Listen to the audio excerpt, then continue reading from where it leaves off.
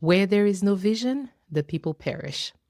That's how I'm starting day 46. And I'm smiling when I say it because my coach told me something the other day that made me sound like I'm about to preach.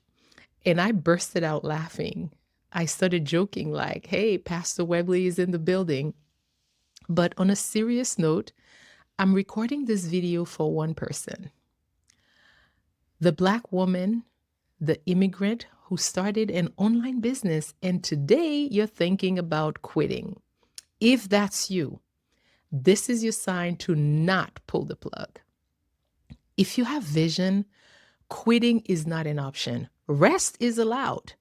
Doubt is normal, but quitting, nah. Let me talk to you directly.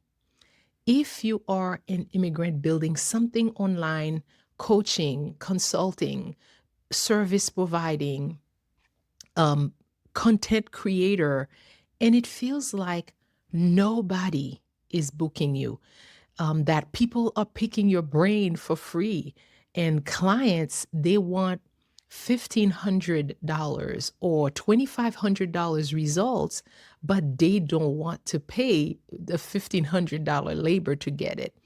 And you keep hearing, oh, I'm good. I hired a $4 an hour VA from overseas. And you taking that as proof that people who can pay you do not exist. I am here to tell you that I hear you and I've been there. And I need you to understand something. Sometimes the season that you're in is not the season of reward. It's the season of skill building. And if you quit too early, you end up losing the momentum that was about to turn into your breakthrough. The thing you call it's not working, it might actually be it's building you. Let me tell you why I can speak on this, because I did not start where I ended up. I actually started in fitness. I was certified in everything that I could get my hands on.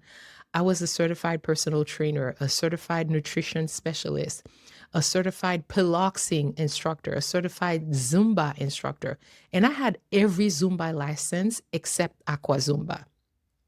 I was doing the most. I was driving all over town, teaching at different gyms, trying to make it work.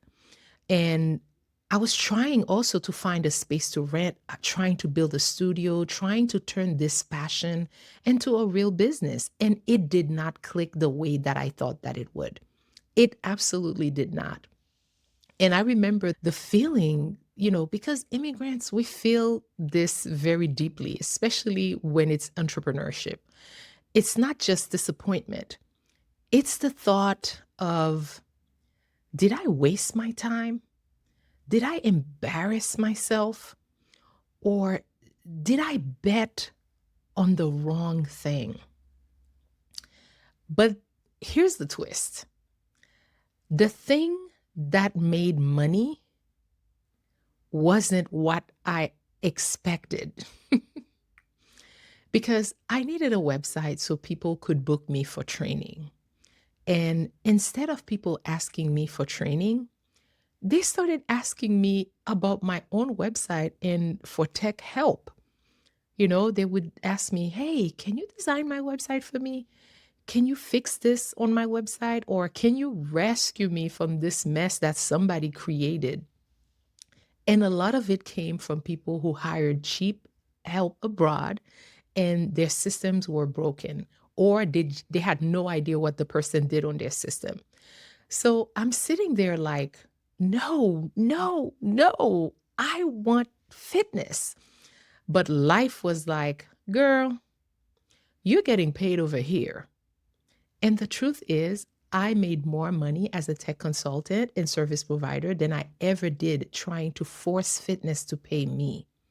Sometimes your first dream is just a training ground for the thing that actually funds your life. This is the part I need immigrants to really understand, because we are taught something like pick one thing, make it work. Don't change. Don't pivot. Don't look confused. But entrepreneurship doesn't work like that. How you start is not always how you end up staying, because sometimes you start building one business and your real business, it finds you along the way. But it will find you only if you keep moving, only if you do not stop. That's why I'm talking to the person who wants to burn it all down today. Trust me, sis. I know the feeling. I've been there. Because you might be standing in the middle of your pivot and you are calling it failure. A pivot doesn't feel like a pivot when you're in it. It feels like embarrassment. It feels like confusion. It feels like I have no idea what I'm doing. Let me tell you what I got from those failed fitness years. Because I used to think that that time that I invested, all that money that I invested, it was wasted. But it wasn't. I got customer communication out of it. When people come to the gym, they are carrying life. And sometimes one class, one Zumba class, it changed their whole day. I learned how to talk to people, how to listen, how to read energy, how to pull out what someone is really struggling with. That is the exact same skill that I use today in tech. What is the real problem? What are you stuck on? What's the biggest tech hurdle for you right now? I also learned time management, because when you're teaching multiple classes, you're driving all over the place to different locations, you are keeping your schedule. You learn to treat yourself like a business, and you also learn discipline, you learn structure and confidence under pressure. Because in fitness, you're on all the time. You're leading, you're guiding, okay? You're managing different energies, different personalities. So even when things didn't work, I was actually building muscles. And I didn't realize any of that until later. So if you are in your this isn't working season, I need you to look closer. You are building something, even if the money isn't showing up yet. I know that feeling. You don't see the muscle while you're lifting, you see it later, most of the time while you're resting. Now, let's talk about the thing that keeps smart immigrant, smart women stuck: over planning, over strategizing, trying to make everything absolutely perfect. Hello, recovering perfectionist here. I used to do this. I would say, oh, for instance, I would say, you know what? I want to be a better speaker. So what did I do? I would look for the best speaker coach, and then I would hire that person, and then I would end up going to another training, another strategy, another meeting. But the one thing I wasn't doing, I wasn't actually speaking. I wasn't getting any practice, any repetition. So, in other words, I wanted my day one to look like somebody's day 5,000. And that is not how growth works. Clarity, it comes from doing, not from thinking, not from, perfect um, contemplation. you know, Planning feels productive, but action is what changes your life. And that's why I'm doing this 100-day YouTube challenge, because this is all new for me. And yes, I've posted videos before on Instagram, on Facebook, but not like this. Not daily, not raw, not consistent, not with this kind of accountability. And I just made a decision. I made a decision that I am removing the pressure of perfection. I am doing this for me first. I want to find my voice. I want to become a better speaker. I want to become a better presenter. And here's what I want you to hear. Even if the money takes time, because there's no way of telling, there's no promise on when it comes. For some people, it comes early. For some people, it doesn't. But the skills, they will show up fast. Your confidence will grow. Your clarity will grow. Your ability to explain what you do will grow. And that alone can change your business. Your first win is not money. Your first win is becoming the kind of person who cannot be ignored. Now, I want to leave you with a story because this story is the point. There's someone I know who makes cakes. Actually, two people I know who makes cakes. One is a professional caterer, and the other one, actually, a professional trained caterer. And the other one happens to be someone who went to one catering school and took a course with the the one that had more experience. So the girl with less experience, turns out that she went to the same high school I went to back in Haiti. And then she ended up moving to another country and she started making cakes. I think she went on Facebook Marketplace and she kept posting her cakes on Facebook, and she started a page where she would post every cake that she does over and over. Now, listen, at the beginning, her cakes were, I would say, humble. If you're used to seeing professional cakes, you would look at hers and think, okay, you're getting there, sis. But the difference was this: she was showing up. Meanwhile, the other person who is more experienced kept waiting for the perfect moment, the perfect funding, the perfect location, the perfect client, the perfect, catering client, the perfect everything. But she wasn't posting anything. She wasn't visible at all. And she wasn't improving publicly. And I remember thinking, well, at least the beginner is brave. So fast forward a year. I kid you not, fast forward a year.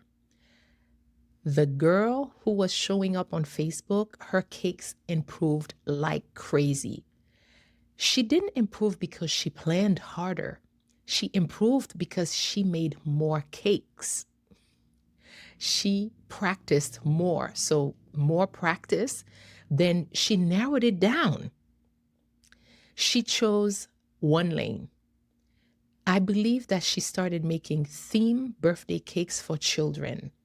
And the cakes, all the cakes she was making, they were the same shape, same size. The only difference was the decoration.